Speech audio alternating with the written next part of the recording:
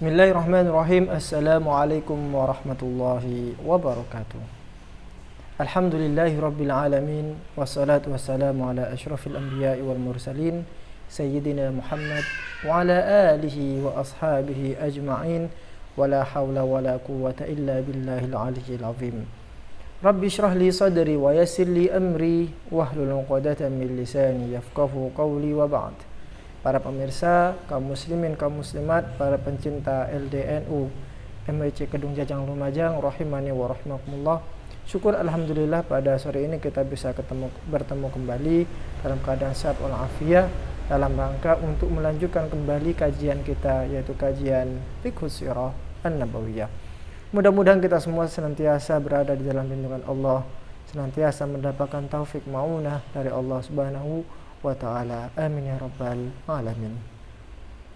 Salawat serta salam mudah-mudahan tetap tercurah limpahkan kepada junjungan kita Nabi Agung Nabi Muhammad sallallahu alaihi wasallam.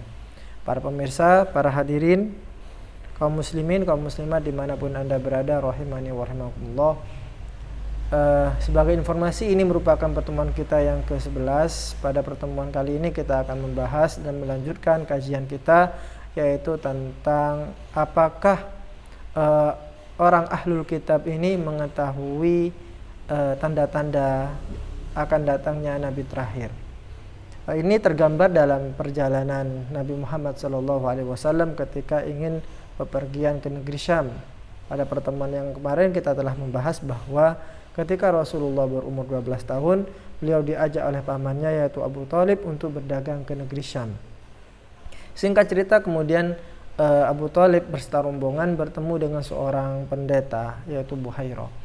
Nah, ketika pendeta ini melihat Nabi Muhammad SAW, maka di situ kemudian pendeta mengetahui bahwa informasi yang dia dapatkan tentang datangnya Nabi terakhir dan tanda-tandanya, kemudian mengarah kepada satu sosok anak kecil yang berumur 12 tahun. Nah, intinya bahwa dari kisah ini menggambarkan betapa orang-orang ahlul kitab mengetahui betul akan tanda-tanda dan informasi datangnya Nabi, dan itu akan menjadi Nabi pemungkas ataupun Nabi terakhir. Nah, ingin memperjelas kembali tentang kejadian yang kemarin dengan tema yaitu apakah ahlul kitab mengetahui tanda-tanda kenabian dan mengetahui bahwa nanti akan ada Nabi terakhir. Nah, ini yang akan kita bahas pada pertemuan kali ini.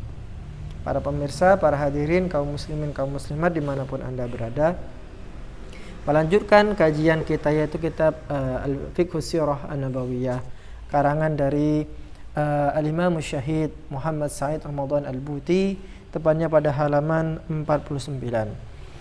Kita baca Al-Ibaru wal-Izat. Dari kejadian yang telah kita bahas kemarin pada pertemuan sebelumnya, kira-kira apa saja pelajaran-pelajaran yang kita bisa petik?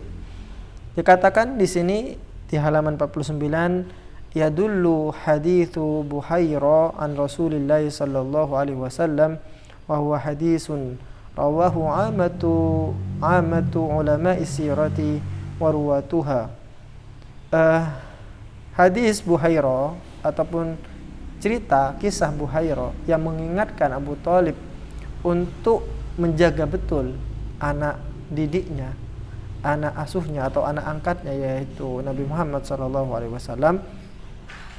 Ini merupakan hadis yang diriwayatkan oleh banyak ulama, terutama ulama sirah.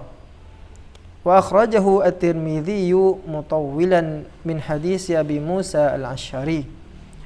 Dan juga dikeluarkan hadis ini oleh Imam At-Tirmidzi, Abu Isa At-Tirmidzi, dengan hadis yang sangat panjang yang diriwayatkan dari sahabat Abi Musa Al-Asy'ari.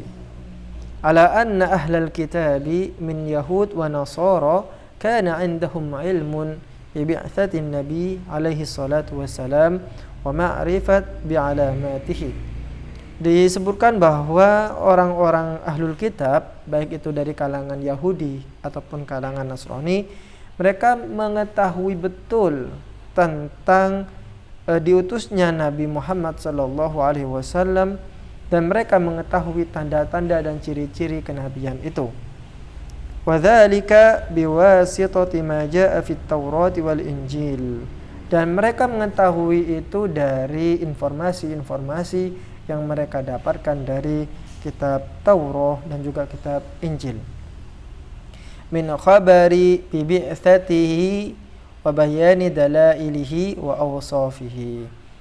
Mereka mengetahui informasi-informasi tentang kenabian itu, baik itu sifat-sifat nabi yang akan diutus, kemudian juga ciri-cirinya, karakteristiknya, mereka mengetahui betul. Bahkan di dalam Al-Quran nanti akan digambarkan bagaimana pengetahuan akan datangnya nabi terakhir itu digambarkan oleh Al-Quran. Serta Al-Quran menggambarkan pula bagaimana sifat orang-orang ahlul kitab ini ketika ditanyakan. Ketika datang nabi itu, nabi yang telah dijanjikan itu, lantas bagaimanakah respon mereka? Itu juga digambarkan di dalam Al-Quran. وَالدَّلَائِلُ عَلَى ذَلِكَ كَثِيرَةٌ مُسْتَفِيضَةٌ. Nah, kalau kita berbicara tentang ciri-ciri dan karakter nabi yang akan diutus itu, yang ada di dalam kitab-kitab mereka, baik itu Injil ataupun Taurat, itu panjang sekali dan banyak sekali kita temukan.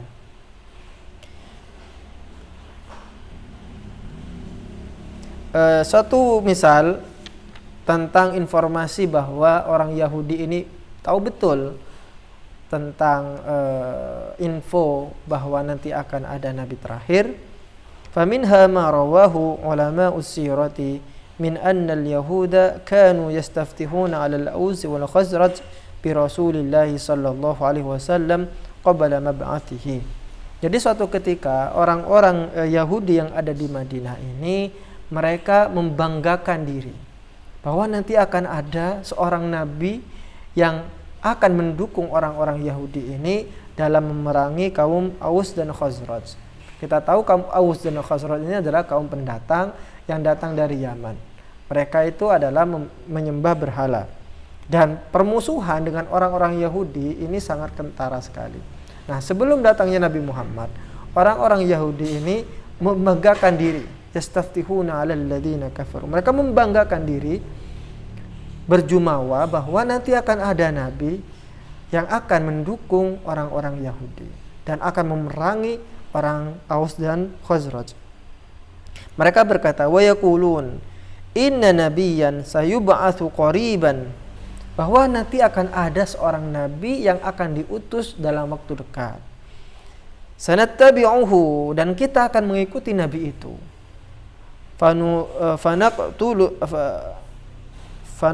Kemudian kita, kata orang-orang Yahudi di sini, kemudian kita akan memerangi kamu semua dengan nabi itu. Artinya begini, nabi yang akan diutus itu akan bersama kita memerangi kalian semua.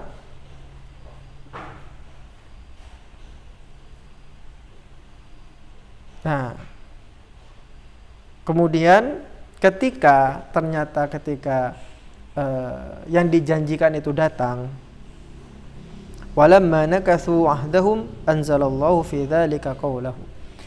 Ketika nabi yang mereka banggakan itu kemudian datang, ternyata kemudian mereka seakan-akan menjilat kembali ludah mereka. Walamma ja'ahum kitabun min 'indillahi musaddiqun lima ma'ahum wa kanu min qablu yastaftihuna 'alal ladzina kafaru walamma ja'ahum ma 'arafu kafaru bih falanatullahi 'alal kafirin. Jadi sebelum nabi itu datang, di dalam ayat ini digambarkan orang-orang Yahudi ini berbangga diri. Nanti akan ada nabi dan kita akan mengikutinya. Ternyata ketika nabi itu datang, justru malah sebaliknya. Mereka malah mengingkari nabi itu, dan ketika ditanyakan tentang informasi kedatangan nabi itu kepada mereka, mereka menyembunyikan informasi itu. Maka mereka akan mendapatkan laknat atas kelakuan mereka itu. Fala'natullahi 'alal kafirin. Warawa al-Qurtubi wa ghayruhu annahu lamma nazala qawluhu ta'ala alladzina atainahumul kitaba ya'rifunahu kama ya'rifuna abna'ahum wa inna fariqam minhum layaktumunal haqqa wa hum ya'lamun.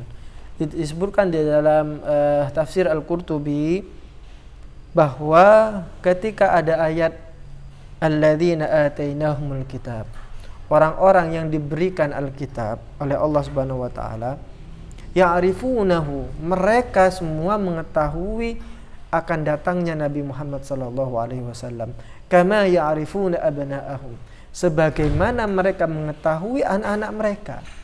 Artinya pengetahuan tentang datangnya seorang nabi nanti itu adalah pengetahuan yang sangat jelas, pengetahuan yang sudah diketahui oleh orang-orang ahlul kitab, sebagaimana mereka mengetahui anak-anak mereka. Hanya saja kata Al-Quran, wa inna fariqam minhum layaktumunal haqqa wa hum ya'lamun. Hanya saja mereka kemudian menyembunyikan informasi itu dan mereka mengetahui akan hal itu. Di dalam ayat yang lain Allah gambarkan bahwa ketika orang-orang orang-orang ahlul kitab ini, orang Yahudi, orang Nasrani, ditanyakan oleh beberapa sahabat tentang sifat-sifat, tentang informasi kedatangan seorang nabi, nah mereka itu menyembunyikan. Allah berfirman dalam surah Al-Baqarah ayat 59 dan 60, innal ladzina yaktumuna ma anzalna minal bayyinati wal huda min ba'di ma bayyanahu lin-nasi fil kitab ulaika yal'anuhumullah wa yal'anuhumul la'inun illa alladzina tabu wa aslahu wa bayyanu fa ulaika atubu 'alaihim wa ana at-tawwabur rahim. Allah gambarkan di dalam ayat ini bahwa sesungguhnya orang-orang yang diberikan Alkitab, orang-orang yang telah diberikan Alkitab dan telah dijelaskan isi Alkitab kepada mereka, ketika ditanyakan informasi tentang datangnya seorang nabi, mereka cenderung untuk menutupinya. Kenapa? Kenapa mereka menyembunyikan itu? Karena benci terhadap dakwah Islam, karena mereka tidak suka dengan dakwah Islam. Maka atas dasar itu mereka mendapatkan laknat bukan hanya dari Allah saja, tetapi juga mendapatkan laknat dari para malaikat dan manusia. Nah, kembali lagi pada konteks ayat yang telah kita bahas pada surah Al-Baqarah ini, Al-Baqarah ayat 146, alladzina atainahumul kitaba ya'rifunahu kama ya'rifuna abna'ahum wa inna fariqam minhum yaktumunal haqqa wa hum ya'lamun. Suatu ketika Umar bin Khattab bertanya kepada Abdullah bin Salam, waqad kana kitabiyan fa aslam. Abdullah bin Salam ini merupakan ahlul kitab yang mengetahui betul ajaran-ajaran yang ada dalam ahlul kitab. Kemudian beliau masuk Islam. Nah, Umar bertanya kepada Abdullah bin Salam ini, ata'arifu Muhammadan sallallahu alaihi wasallam kama ta'rifu ibnaka? Umar bertanya, apakah kamu mengetahui Nabi Muhammad sallallahu alaihi wasallam sebagaimana kamu mengetahui anakmu? Apa jawabnya Abdullah bin Salam? Qala na'am wa akthar. Ya, saya tahu Nabi Muhammad. Sebelum saya masuk Islam, saya tahu informasi dan tanda-tanda seorang nabi yang akan diutus, yang akan menjadi nabi terakhir. Pengetahuan saya tentang itu melebihi tahunya saya terhadap anak saya. Fa'akthar, katanya. Ba'athallahu aminahu fi samaihi ila aminihi fi ardihi bina'tihi fa'araftuhu. Allah Subhanahu wa taala mengutus wakilnya yang ada di langit, kemudian disampaikan kepada wakilnya yang ada di bumi, kemudian wakilnya ini memberitahukan tentang sifat-sifat seorang nabi itu tadi, fa'araftuhu, maka saya tahu. Amma ibni fala adri malladhi qad kana min ummihi. Sedangkan anak saya, kata ini, terkadang saya juga tidak tahu persis bagaimana anak-anak saya itu. Artinya di sini digambarkan bahwa pengetahuan tentang seorang nabi oleh orang-orang ahlul kitab ini pengetahuan yang amat jelas. Saking jelasnya mereka lebih mengetahui informasi tentang Nabi daripada anak-anak mereka. Bukti yang lain bahwa orang-orang ahlul kitab ini tahu tentang informasi kenabian itu adalah Salman Al-Farisi. Itu masuk Islam karena tahu itu. Walaqad kana sababu islami Salman Al-Farisi tatabbu'i khabarin Nabi sallallahu alaihi wasallam. Jadi dia mencari informasi tentang Nabi Muhammad sallallahu alaihi wasallam wa sifatihi minal Injil war ruhban wa ulama'il kitab. Salman Al-Farisi mencari informasi tentang Nabi Muhammad secara real, kemudian juga beliau padankan dengan informasi-informasi yang beliau temukan di Injil dan juga di dalam informasi yang dikatakan oleh para pendeta dan ahlul kitab. Sehingga kemudian Salman Al-Farisi masuk Islam setelah mengetahui seyakin-yakinnya bahwa yang dimaksudkan di dalam kitab Injil dan Taurat tentang Nabi terakhir itu adalah menjurus kepada Nabi Muhammad sallallahu alaihi wasallam. Bahkan di dalam Al-Qur'an Nabi Isa alaihissalam itu menyebutkan wa mubasysyiran bi rasuli ya'ti min ba'dihi ismuhu Ahmad. Ya'ti min ba'di ismuhu Ahmad. Bahwa akan ada nanti seorang nabi yang akan mentaukidkan, yang akan menguatkan risalah kenabianku, kata Nabi Isa alaihissalam, yang akan datang setelahku namanya adalah Ahmad. Wala yunafi hadha anna katsiran min ahli alkitab yunkiruna hadha alilm wa anna al-anajil al-mutadawilah khaliyatun anil isharati ila dhikri nabi sallallahu alaihi wasallam. ومن المعلوم بالبداهة ما تقلب على هذه الكتاب من أيدي التبديل والتغيير المتلاحقة وصدق الله إذ يقول في محكم تباينه ومنهم أميون لا يعلمون الكتاب إلا أماني وإنهم إلا يظنون وويل للذين يكتبون الكتاب بأيديهم ثم يقولون هذا من عند الله ليشتروا به ثمنا قليلا fawailul lahum mimma katabat aydihim fawailul lahum mimma yaksibun. Nah, permasalahannya adalah ada beberapa orang-orang Yahudi yang tidak ngeh dengan kitabnya, itu tidak tahu persis dengan tanda-tanda atau informasi kedatangan seorang nabi. Mengapa demikian? Disebutkan oleh Imam Al-Buti di sini. Mungkin alasannya karena mereka merujuk kepada kitab-kitab Bible yang sudah ditahrif, yang sudah dirubah. Kita tahu ini dalam pandangan Islam, perspektif Islam, bahwa Bible yang ada itu mereka hanya mempercayai pada 4 saja. Injil pada 4 saja. Sedangkan Injil-Injil yang lain yang kurang lebih ada 70 Injil itu ditolak karena dianggap telah menyalahi ajaran-ajaran Kristen, seperti itu. Ini kalau dalam perspektif Islam.